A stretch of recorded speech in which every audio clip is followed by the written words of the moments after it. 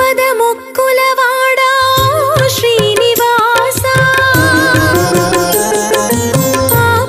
Om Namo Venkatesaya. Welcome back to my channel అండి. ఈరోజు ఒక వీడియోతో వచ్చేసాను.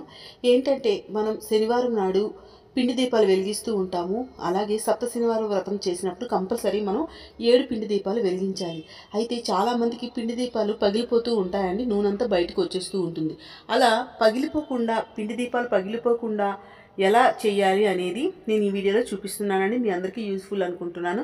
స్కిప్ చేయకుండా మొత్తం చూసేయండి. నచ్చితే లైక్ చేయండి ప్లీజ్ అండి. నేనైతే ఇక్కడ పిండి దీపాలు చేయడానికి బియ్య పిండి తీసుకున్నానండి. కొంతమంది గోధుమ పిండి కూడా తీసుకుంటారు. అయితే నేను ఇక్కడ పిండి దీపాలకి బియ్య పిండితో ఎలా చేయాలో చూపిస్తున్నాను.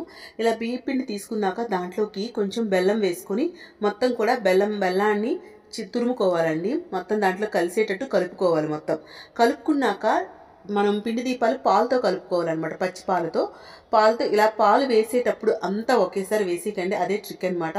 కొంచెం కొంచెం వేయాలండి. కొంచెం కొంచెం వేస్తూ మొత్తం కలుపుకుంటూ ఉండాలి. సో మరీ ఎక్కువగా మనకి పిండి ముద్ద అనేది ఎలా అంటే మరీ చపాతీ ముద్దలా కాకుండా మనం పూరీలు కలుపుకుంటాం కదండి.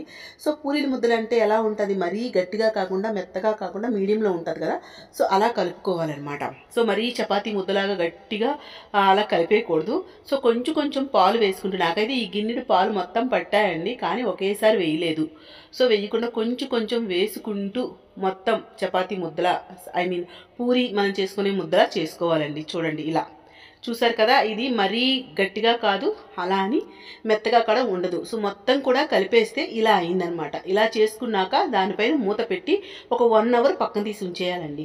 సో 1 అవర్ తర్వాత తీస్తే అది సాఫ్ట్గా అవుతుంది.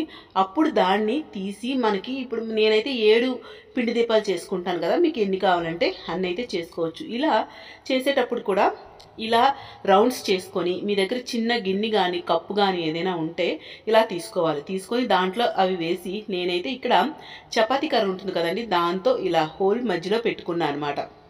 సో మీరు ఆ గిన్నెలో ఏం చేయాలంటే, గిన్నె కానీ కప్పు కానీ తీసుకుంటారు కదా, దాంట్లో మీరు ఫస్ట్ ఏం చేయాలంటే కొంచెం పిండి వేసుకోండి. పిండి వేసుకొని అప్పుడు ఈ రౌండ్స్ వేసి చేస్తే మీకు అవి బయటికి మీరు తీసేటప్పుడు ఈజీగా వస్తాయి. లేకపోతే అతుక్కుంటాయి, అంటే అతుక్కోవండి, వచ్చేస్తాయి. ఎందుకంటే మనం ముద్ద అనేది మరి మెత్తగా కలుపుకోలేదు కాబట్టి కొంచెం కష్టం అవుతుంది.